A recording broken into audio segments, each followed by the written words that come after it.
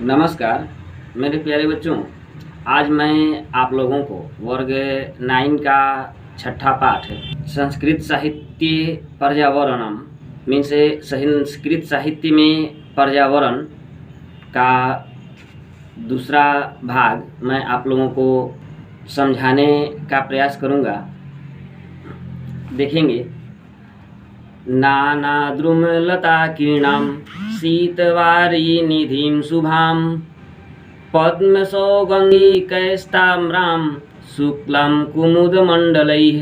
कह रहा है नानाद्रुमलताकीर्णां शीतवारिनिधिं शुभां पद्मसौगन्धिकैस्ताम्रां शुक्लां कुमुदमण्डलैः। क्या कह रहा है? देख इसका अन्वय। नाना द्रुमलताभिश्च आकीर्णं शीतवारिनिधिं शुभां विद्यते पद्मसौगन्धिकैः ताम्रान् कुमुदपुष्पसमूहैः शुक्लां दृश्यते। कहने का तात्पर्य यह है कि वाल्मीकि पंपा सरोवर की सुंदरता तथा विशेषता का वर्णन करते हुए कहते हैं कि पंपा सरोवर पौधों तथा लताओं से परिपूर्ण है। उसका जल शीतल तथा स्वच्छ है। उसमें खिले कमल के फूलों की सुगंध से वातावरण सुगंधमय है तथा उजले रंग के खिले कुमुदनी फूलों से अति रमणीय प्रतीत हो रहा है। इसका शब्दार्थ यदि देखेंगे तो नाना मीन्स अनेक प्रकार के, द्रुम लताकीर्णा मीन्स पौधे तथा लताओं से पूर्ण, शीतवारिनिधम मीन्स शीतल जल से परिपूर्ण सरोवर, शुभाम मीन्स सुंदर शोभायमान, पद्म सौगंधिकैः कमल फूलों की सुगंधों से, शुक्लाम मीन्स श्वेत, कुमुदमण्डलैः मीन्स कुमुदनी के फूलों से। कहने का तात्पर्य यह है कि महर्षि वाल्मीकि पंपा सरोवर के माध्यम से यह स्पष्ट करना चाहते हैं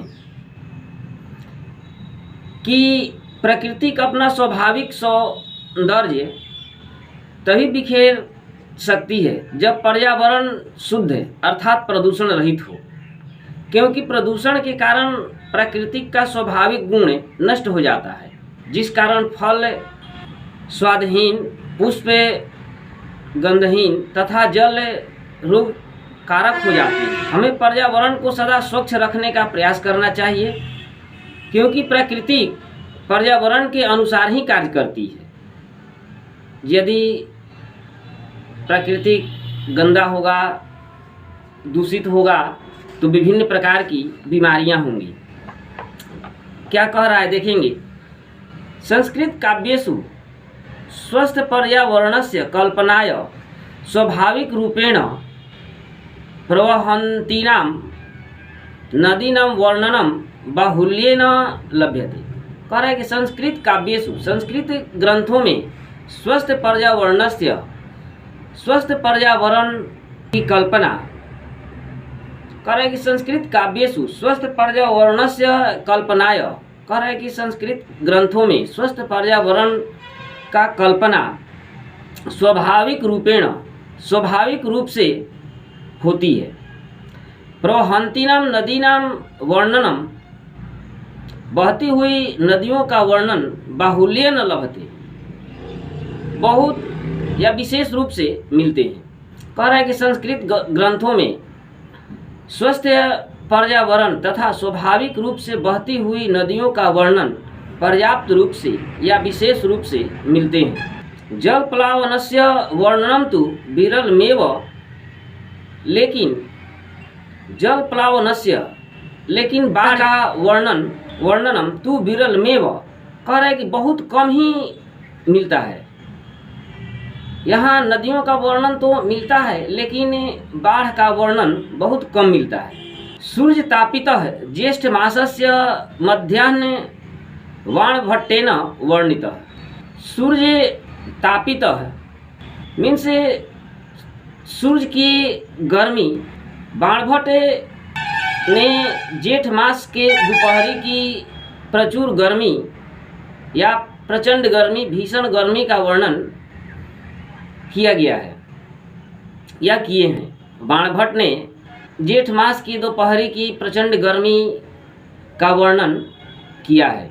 सह च स्वाभाविक है, और वह स्वाभाविक ही है, स्वाभाविक भी है, और वह स्वाभाविक भी है। वस्तुतः स्वाभाविक रूपेण प्रवर्तमानानां ऋतूनां वर्णनेन पर्यावरणं प्रति कविनामास्थ दृश्यते। कह रहा है कि वस्तुतः वास्तव में स्वाभाविक रूपेण प्रवर्तमानानां ऋतूनां वर्णनेन पर्यावरणं प्रति कविनामस्था दृश्यते। वास्तव में विद्यमान ऋतुओं के वर्णन से पर्यावरण के प्रति कवियों की आस्था और विश्वास का पता चलता है। ग्रीष्मतापेन संतप्तस्य ग्रीष्मतापेन संतप्तस्य रक्षां वृक्षाः कुर्वन्ति। कह रहा है कि वृक्ष प्रचंड धूप से व्याकुल, ग्रीष्मतापेन गर्मी से व्याकुल जीवों की रक्षा करते हैं। पेड़ जो हैं वो जेठ महीना में जो गर्मी पड़ता है उस गर्मी से बचने के लिए वृक्ष जो है वो सब लोगों की रक्षा करता है। इति प्राकृतिक वरदानम, यह प्रकृति के लिए एक वरदान स्वरूप है। कह रहा है कि इति प्राकृतिक वरदानम, यह प्रकृति के लिए एक वरदान स्वरूप है। अतएव इसलिए मार्गेषु वृक्षारोपणम पुण्यमिति प्रतिपादितम।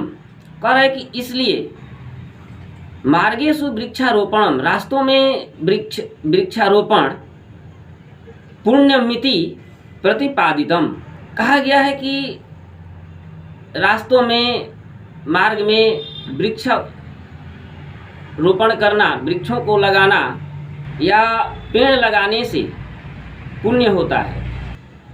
फलवंतो वृक्षास्तु परोपकारिणः इति कथयति नीतिकारः। कह रहा है कि लोगों का ऐसा मानना है कि फल वाले पेड़ महान उपकारी होते हैं। फल वाले पेड़ जो हैं वो महान उपकारी होते हैं। कैसे कहते हैं? स्वयं न खादन्ति फलानि वृक्षाः, स्वयं न वारिणी पिबन्ति नद्यः। कह रहा है जिस प्रकार नदी अपना जल स्वयं नहीं पीती और स्वयं न खादन्ति फलानि वृक्षाः, और स्वयं वृक्ष अपने फल को नहीं खाते।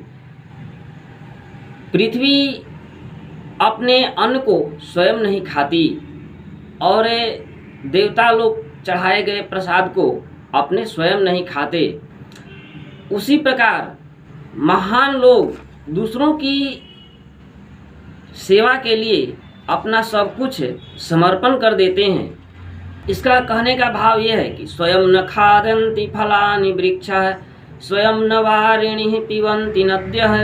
कह रहा है वृक्ष अपना फल स्वयं नहीं खाते और न नदियाँ अपना जल स्वयं पीती हैं।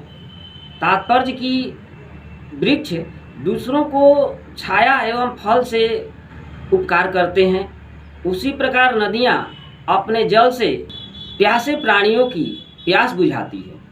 नरा कन्याश्च वृक्षान् प्रति ममताशीला इति शाकुंतले नाटके वर्ण्यते। कह रहा है कि नरा कन्याश्च वृक्षान् प्रति ममताशीला इति शाकुंतले नाटके वर्ण्यते।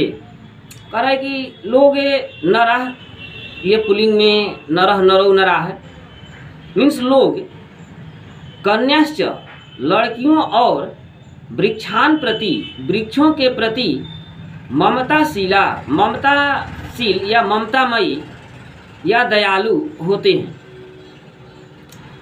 ऐसा इति शकुंतले नाटके वर्णयते, ऐसा शकुंतला नाटक में वर्णन किया गया है। ऐसा शकुंतला नाटक में वर्णन किया गया है। शकुंतला वृक्षांजलेन तर्पयित्वैव स्वयं जलम पीबती। शकुंतला वृक्षांजलेन, शकुंतला वृक्षों को जल से तर्पयित्वैव मीन से पटा करके या सींच करके स्वयं जलम पीबती, स्वयं जल पीती थी।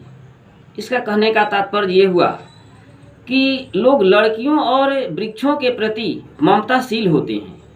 ऐसा शकुंतला नाटक में वर्णन किया गया है। शकुंतला एक ऐसी कन्या थी जो वृक्षों को जल देकर के यानी कि पटाने के बाद ही वह स्वयं जल पीती थी। तो इस प्रकार से आपका ये दूसरा भाग समाप्त हुआ। इसे देख करके सुन करके समझने का प्रयास करेंगे। थैंक यू, धन्यवाद।